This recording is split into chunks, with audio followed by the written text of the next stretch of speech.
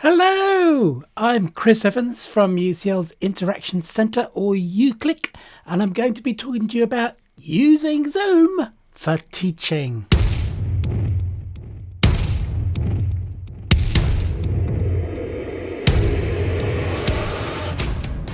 In this episode, I'm going to show you how you can engage your participants by running a Zoom poll. So this is how to set up a poll for a scheduled meeting. So I'm assuming you've already scheduled your meeting through Moodle, through the Zoom app, or through the Zoom web page. So here I am on the UCL Zoom homepage. That's ucl.zoom.us. And the first thing I need to do is sign in to the account. So I click the sign in button. Now I've already put in my details, so I just need to click login. And it takes me to the UCL Zoom page. It's pre-selected a tab called Meetings. That's the one I'm going to need in a second. But before I do that, there's one thing I have to do once and never again, and that is enable polls for my Zoom meetings. And to do that, I go to the settings link here, click that, and these are the meeting settings, and I have to scroll through a whole host of settings. There's a lot of things that you can do in Zoom, configure, and eventually you'll find something that says polling.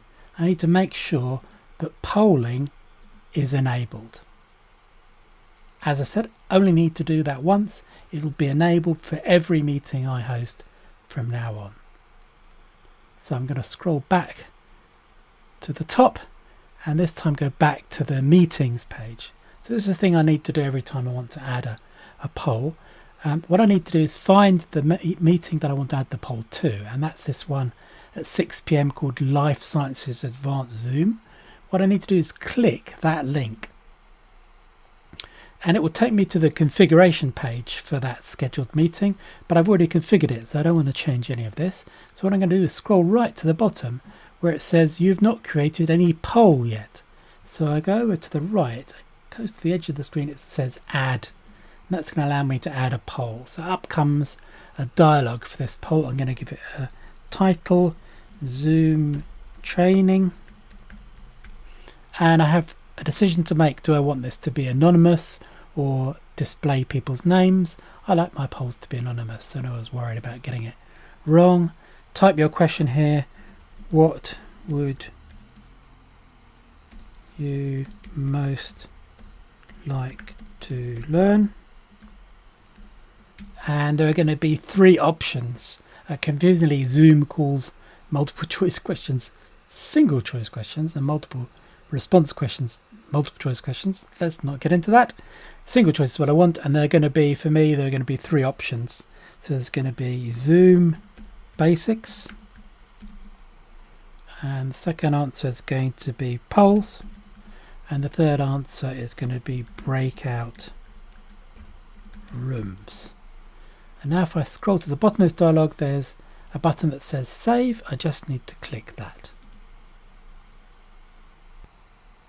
So here I am in the Life Sciences Advanced Zoom meeting, and something has changed. At the bottom here, the pop-up menu has a new item called polling. That came from clicking that in the settings.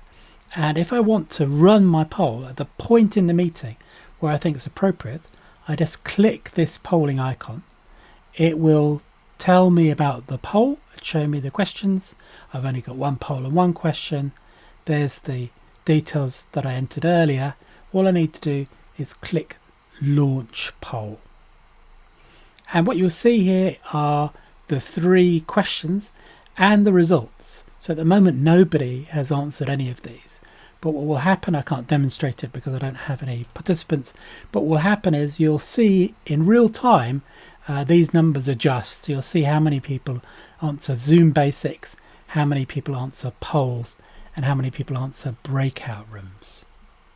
If I click end poll, it would allow me the possibility to relaunch the poll, but more importantly, share the results. And it's only at this point that the participants will get to see the final outcomes. You won't see it growing, but you'll see the final results. So all I need to do is click share results, and then this graph with all the results filled in will be displayed on each participant's screen.